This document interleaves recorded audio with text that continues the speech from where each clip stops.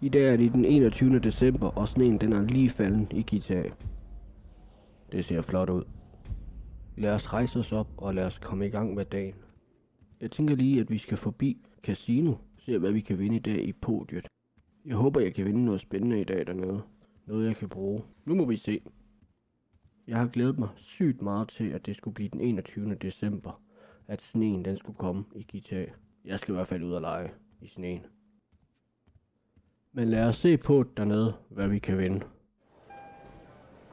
Der er mange mennesker i dag. En bil, som der er pakket ind.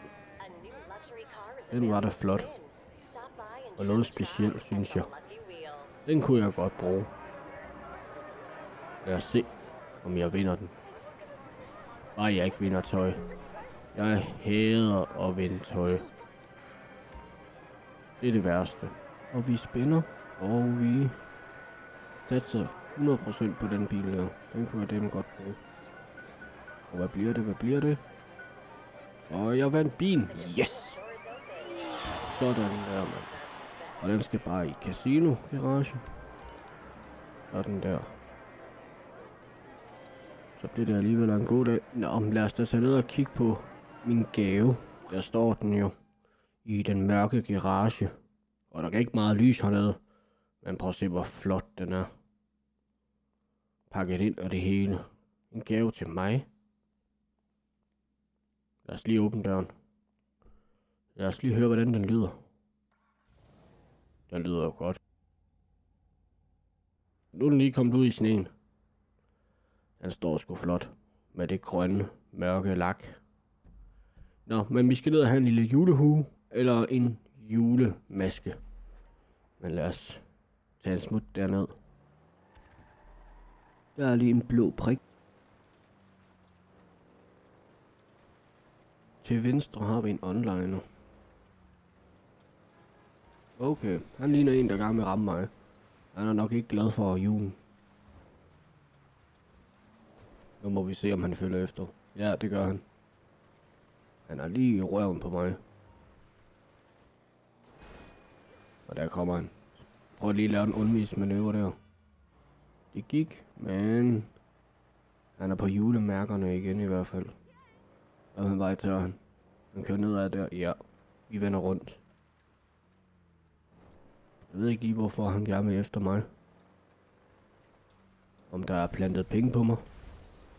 Hold da op. Jeg synes det ikke, jeg så nogen steder, der var plantet penge på mig. Nå, han kan da ikke følge med. Han er lige i røven på mig. Og til højre er der så også en onliner. Og det ser ikke ud, som om han gjorde mig noget. Mange tak. Nej. Jeg hader de der flyvende motorcykler. Nå. Ja. Lad os se. Nå ja, der var plantet $7.000 på mig. Jamen, hvorfor ikke? Så vil jeg lige ringe efter min bil. Den bliver jo totalt skadet.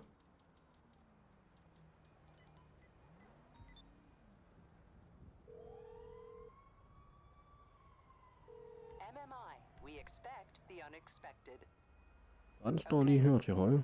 Det var da ikke så langt. Så skal der løbes.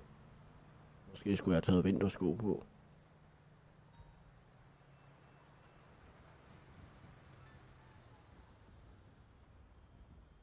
Så prøver vi igen for at se, om jeg kan komme ned til ham med maskerne. Så jeg kan få mig en snehue eller en julemask.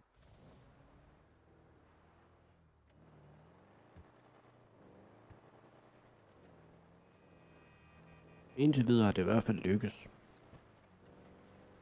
Nu skal vi bare lige ind til højre her. Er han åben? Ja, han er åben. Det var da dejligt.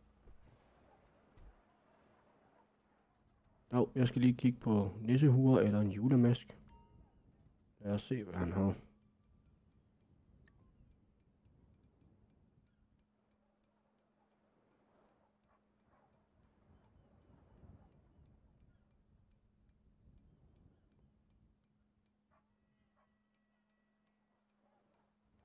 Ja, den der, det er lige mig. Den tager vi. Og den var gratis. Det kan jeg godt lide. De ting, der er gratis. Kan du have dig en god jul?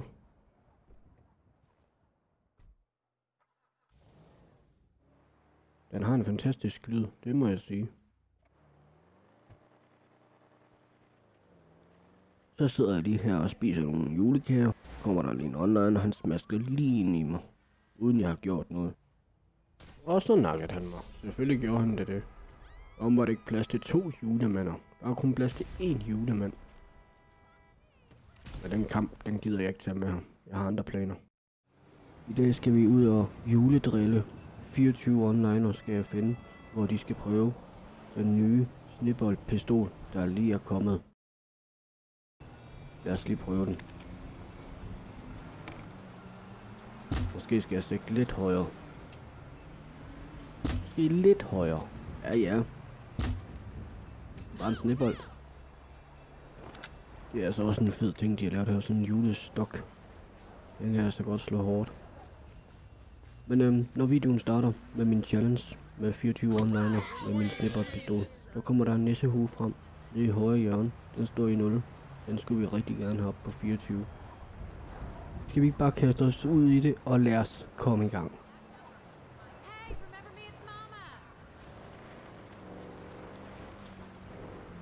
Så er det bare med at komme i gang med at tage den første onliner. Der er en lige heroppe til venstre. Lige der ved motorcyklen. Hold da op. Jeg var heldig. Jeg ramte den hvide bil. Sådan der. Så er det bare videre til næste onliner. Hej bud.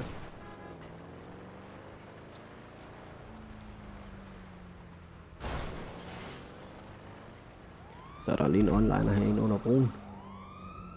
Lige der. Hvis vi hurtigt med kan lige nok når at nakke personen. Nej. Personen døde. Nå, men han kom frem igen, kan jeg se. Han er lige herude til højre.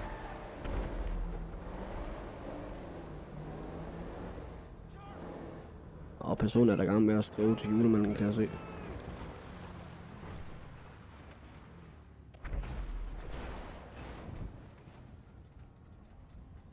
Hold da op. Der er andre, der vil have fat.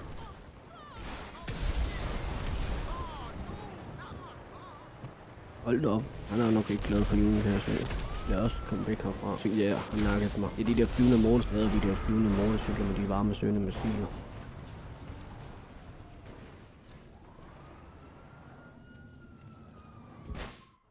Jeg valgte at skifte server, fordi der var for meget juleknas på den anden server. Så nu starter vi lige på en ny server.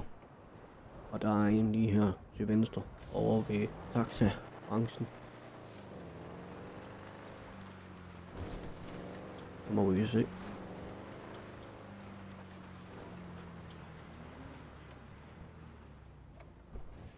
Ja, han står bare der.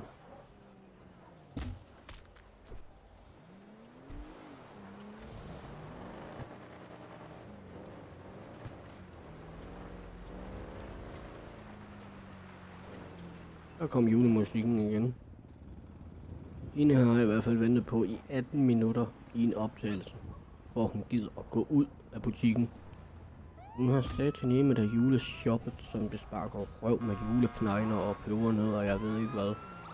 Men det er det hele værd. Og der er en her. En onliner mere. Jeg kigger lige på et kort. Det var en god glider det der. Ja, vi skal have nogle vinterdæk på, i stedet for de her sommerdæk.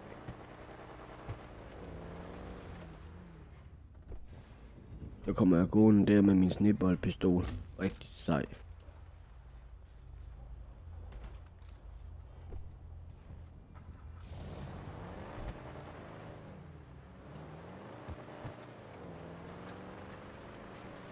Det kører for mig.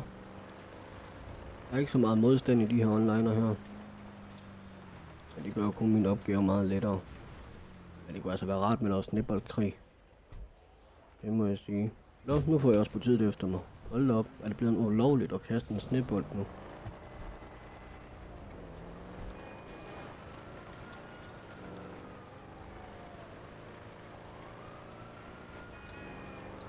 Hold da op, det var mange røde dødninger hovedet, der lige pludselig kom frem der. Hold da op, hvis jeg nærker alle dem der, så har jeg fået $80.000. Jeg har aldrig set så mange røde dødninger hovedet før. Der stod en onliner der.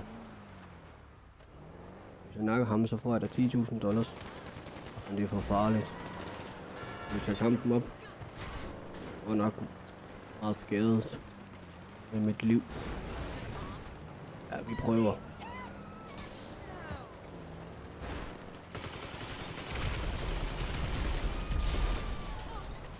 Og 200 RP.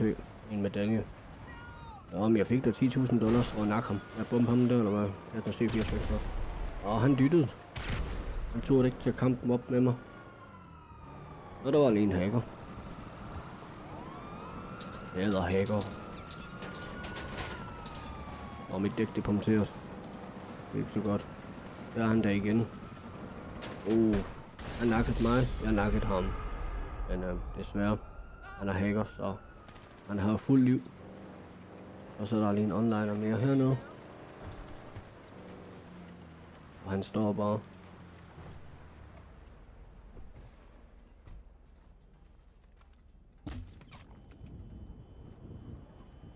Og han bevæger sig. Og han vil da gerne være med til sneboldkrig. Fedt.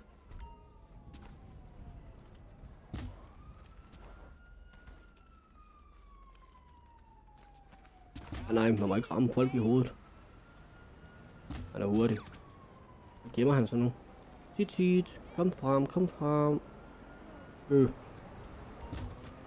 Der var jeg hurtigere. Hvad? Nu trækker han en pistol frem. Det var da ikke del af aftalen, det der. Jeg tror, han var en dårlig taber. Nu stjæler han også min bil. Ja, men altså da. Nå. Jeg er jo helt over ved casino. Jeg er alligevel et stykke væk. Så vi spoler lige lidt i videoen. Han er lige heroppe.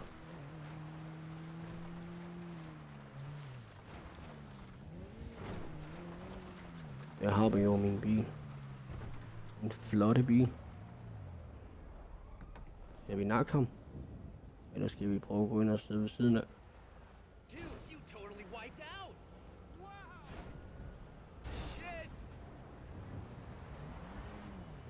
Er du bare en dårlig taber, eller hvad? Siden du skulle skyde mig og stjæle min bil. Kan du heller ikke lide julen? Det tror jeg da på, siden du har stjålet min julebil. Jeg kan ikke engang åbne døren. Politiet de kommer tættere og tættere på. Og det ser ikke ud, som om han har tænkt sig at køre i hvert fald. Et eller andet skal jeg da gøre. Ja, der kommer politiet. Hallo, jeg skal med. Stop! I julemandens navn.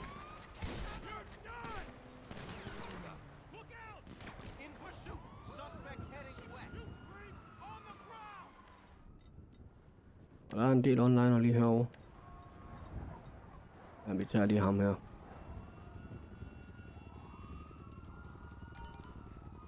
Og der er en af de der flyvende motorcykler. Jeg hader dem.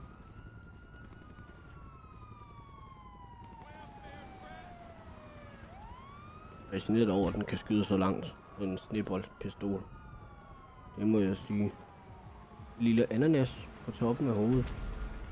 Cute. Så er der en onliner mere her.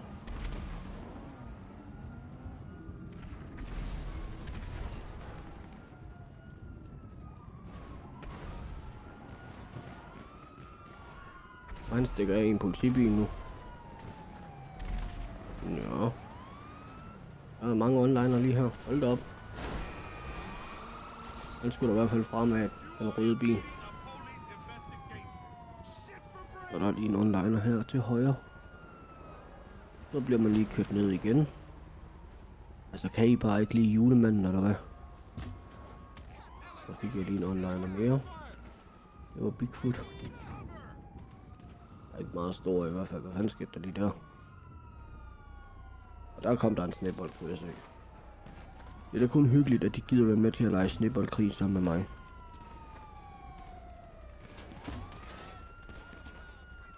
Han er vild, ham her. Han er vild.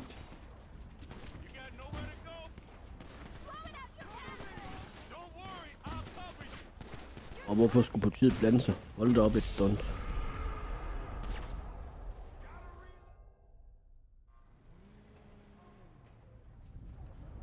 Og der står lige en onliner her. Til venstre. Han er lige der. Der er 2 onliner. Ham der har jeg ikke nakket før. Ham den anden, ham har jeg nakket. Okay, der var lidt hack der, eller hvad? Og han var også... Okay, han brugte lige en strømtaster på mig. Nå, nu vil han godt lege sneboldkrig med mig. Han er hurtig på de julemærker. Nu vil jeg sige. Der kommer lige en onliner mere. Det var da dejligt. Så stille. Så stille. Ja, tak. Hvorfor sidder ham der i bilen og kaster sådan nogle... Ja, hvad hedder sådan nogle... gift ud.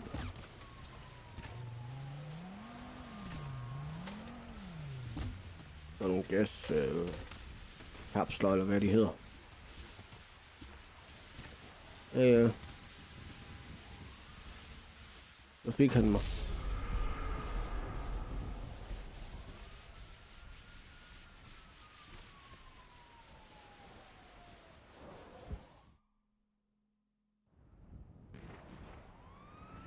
Hold op, de fyrer med fyrværkeri nu. I må ikke holde det i hånden. Det er alt for farligt. I skal være sammen med en voksen, når I bruger sådan noget fyrværkeri. Husk, sikkerhedsbriller. Hold op, jeg er sikker på, at de vil ramme julemanden. Hold op. Det er så voldsomt ud, og får lige en snebold. Jeg har godt nok nakket ham en gang. Men man kan aldrig få lidt snebolde. Hold op. Vi skyder med skarpe raketter. Bum. Ja. Julemanden bliver udsat for meget i år, må man da sige. Jeg er lige på vej op efter min bil. Den bliver sprunget i luften efterfølgende. Så, men det er ikke okay. Der er hæk. Der er min ven Bigfoot.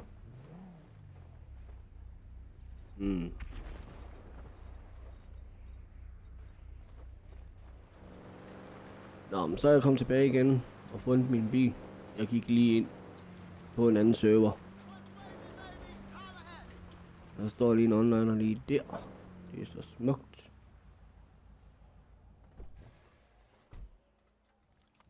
Lige i fjeset.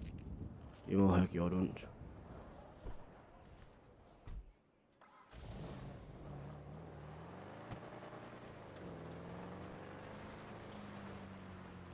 Så er vi på 12, så mangler vi kun 12 mere. Så er vi på 24, så er vi halvvejs.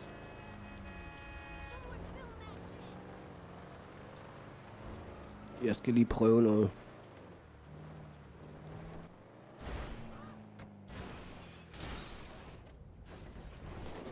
Og ja, men nu fik jeg det åbent ned til motoren.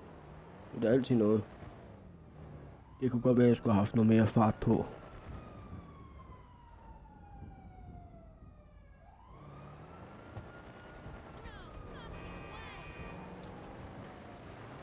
Den glider sgu godt, den her bil, det gør den. Det er så fedt at køre i det her sne. Der er lige en onliner her til højre. Den står og gemmer sig lige midt ude på kørebanen. Han havde set, at jeg havde trækket mit våben imod ham. Han kan heller ikke lide julemanden. Hold op. Han bomber da det hele. Nå, der er julelastbilen. Fed. Kan man bare stjæle lastbilen, eller hvordan?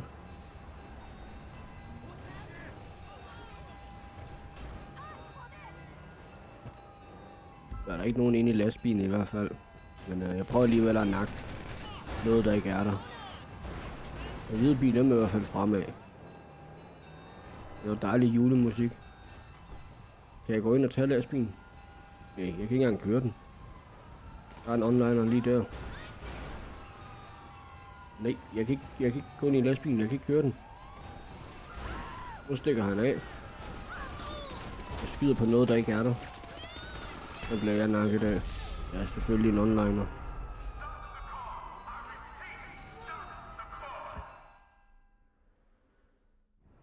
Jamen, vi prøver det bare igen. Det skal vi da lige have fundet ud af.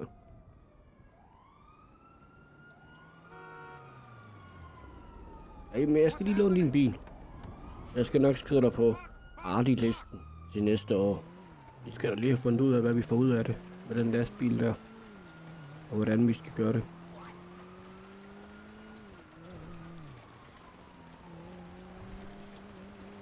Der er lige en onliner over lige der. Tænker personen på det samme. Som også skal have julelastbilen.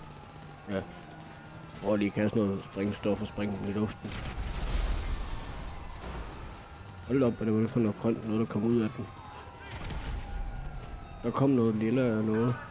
Lyserødt noget. En gave. $9.850. Det er sgu meget flot. Det er sgu okay. Det er sgu okay. Det var en fin julegave, må man sige.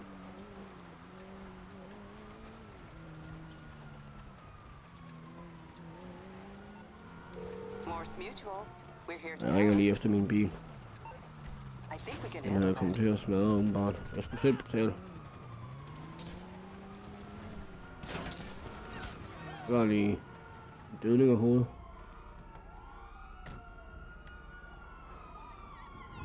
Jeg har 60 stjerne politiet efter mig, så har det småt travlt. Så er vi på 14.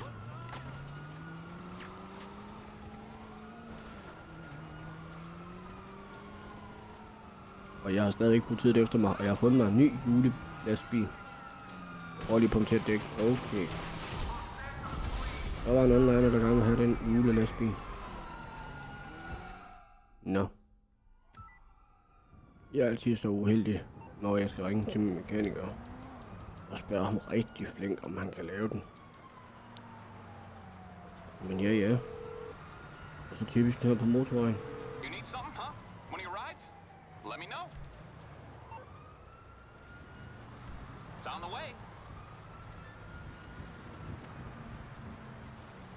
Jeg lige fik min sneboldpistol.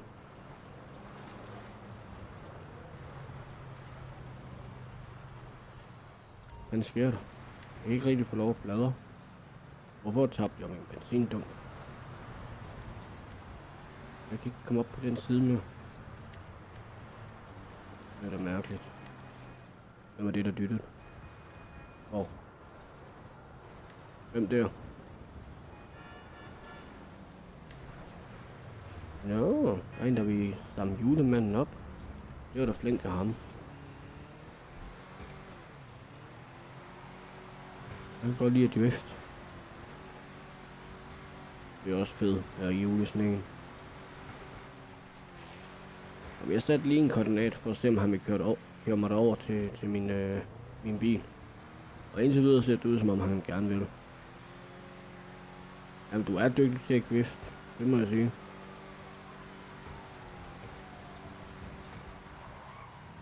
Jeg har min smukke bil.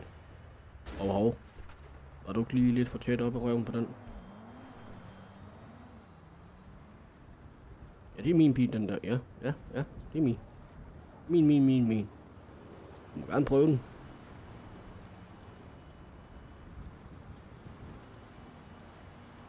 Jamen, jeg forstår godt det der. Ja. Jeg var også sådan over det, gang jeg vandt den i casino. Jeg var helt målløs. Men du må gerne køre den. Ja. Du sætter dig bare ind. Tak fordi du bakkede. Sådan han kunne komme ind i bilen.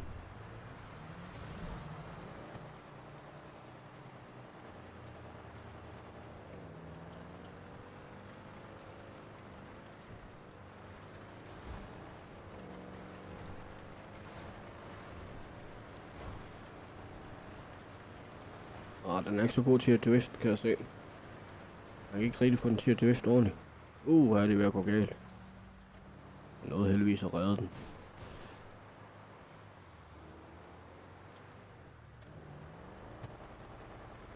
Den finder godt nok rundt på de dæk der. Det er, man skal prøve at kigge efter nogle andre dæk til den. Det var en flot parkering. Jamen, jeg er også småløs. Jeg er helt rystet over, at jeg har vundet den.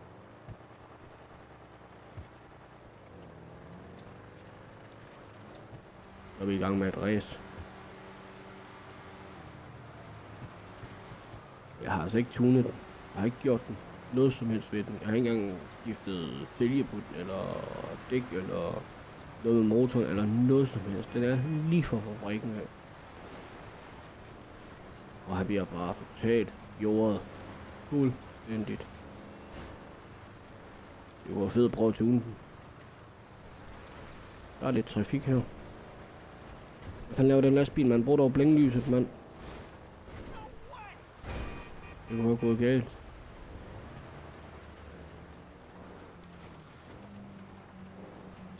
Der er en rød prik. Det plejer at være en, der plejer at stjæle ved en kiosk. Men normalt plejer man jo at lade dem være til, at de løber ud. Men vi prøver lige at gå derind.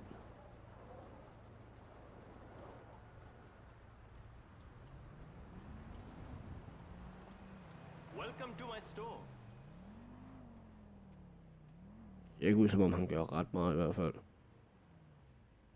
Jeg kan ikke engang nakke ham. Slap dog af. Der er min ven. Hvad, har I to aldrig set julemanden før, eller hvad?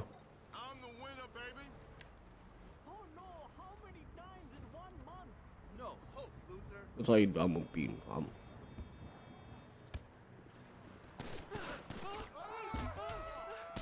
Au, skal du slå julemanden? Kom på artelisten. Jeg kan lige give dig en snebold. Hvis jeg nemlig den på 15. Det var ikke mig. Ja, det var ham.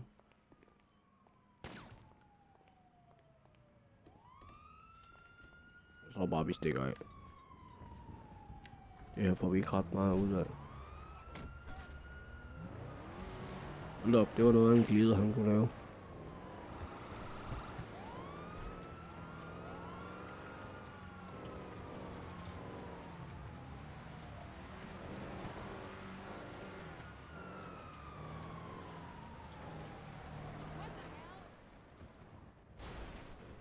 Der var en bil. Den har jeg ikke lige set komme.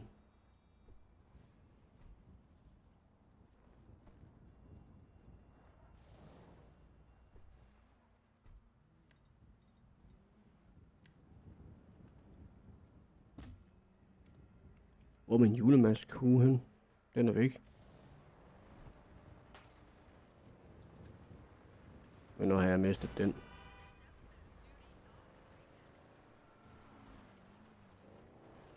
Og jeg er lige flyvet over kanten her.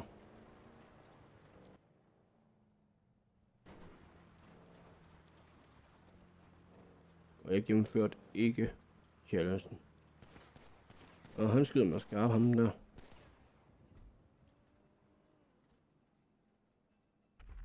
Stå stille. Nu bliver han sur. Jep. Han nakkede mig. Men det havde jeg jo forventet.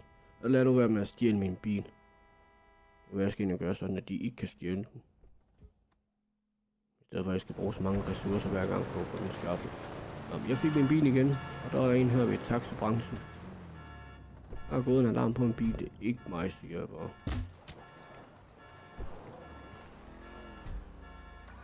Der er vi på 18.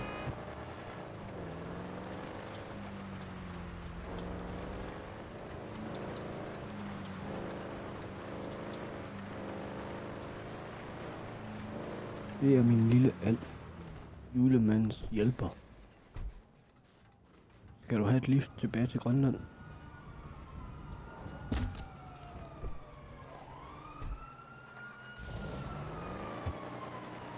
Og den kan dog kun lige komme op ad bakken.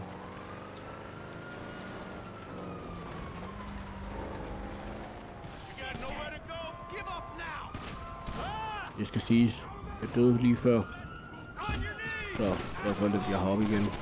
Fordi jeg nok onliner. Så nu er vi på 20. Så mangler vi kun 4. Og så har jeg gennemført min challenge. Dræb 24 onliner med sneboldpistolen.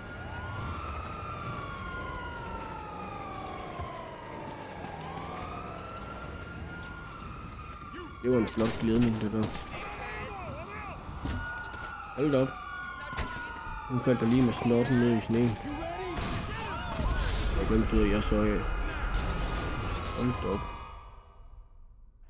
Det er så voldsomt ud. Nej, nu er min tid tager min bil igen. Der er hun igen. Og hun er hacker. Lige doven den motorcykel. Wow. Og så skal vi lige ned på politigården og hente den. Hold op. Hvor hun har dræbt mig der.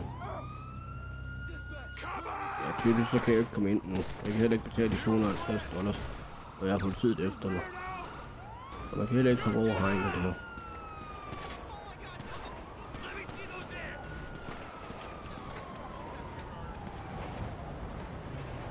Og der var hun. Jeg låner lige din bil. Stop.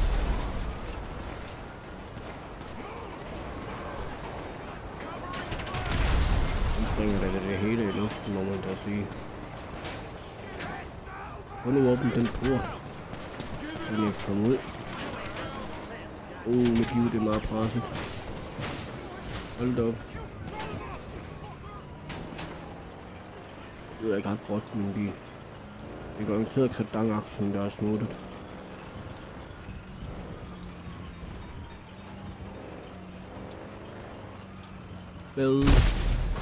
Hvad for noget? Og jeg kunne da se, at det var hende hackeren igen fra før. Det er så typisk. Det må jeg sige. Jeg hopper ind på en ny server. Så kom jeg ind på en ny server. Jeg skulle gerne have noget julefred, så jeg kunne gøre mit arbejde. Og vi starter godt ud. Der er lige en onliner hernede ved motorvejen. Det er fascineret over, at den kan skyde så langt. Jeg ramte også lige ham i ansigtet. Nå, han gider ikke være med til sneboldkrig. Det var da en skam. Hold op, det blæser voldsomt. Jeg løb lidt rundt, fordi at, der var en onliner. Jeg kunne ikke finde onlineren. Jeg kunne godt se onlineren på kortet, men jeg kunne ikke finde onlineren sådan fysisk. Det var nok også en hacker. Jeg ved det ikke.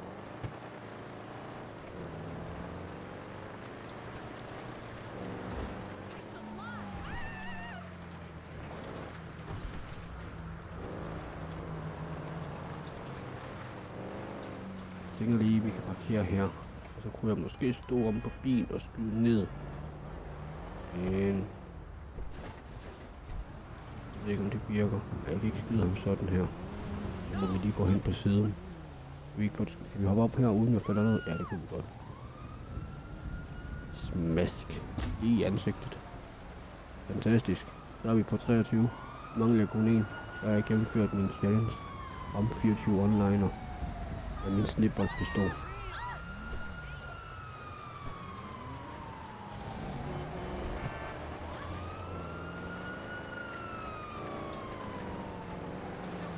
Der er lige en onliner hernede. Personen kigger på kortet. Det gør det jo kun let. Ej, han er på den der flyvende motorcykel. Når jeg skyder sneboldpistolen på ham, så ryger kortet ud fra ham. Den der kører. Kør. Personen trækker en bazooka frem. Måske var det ikke det klogeste valg. Fordi personen kan bare tage en flyvende motorcykel og skyde efter mig med de varme søgende maskiner. Så er jeg færdig. Jeg har gennemført challengen. Jeg har ramt 24 onliner med min sneboldpistol. Jeg synes, jeg har snakket rigeligt i den her video her, så nu vil der komme en lille video af min bil, jeg har vundet i casino, hvor vi kører den på værksted, og den kommer på udstilling sammen med andre biler, og så brænder vi en masse juledæk af. Kan I have det til næste gang? God jul.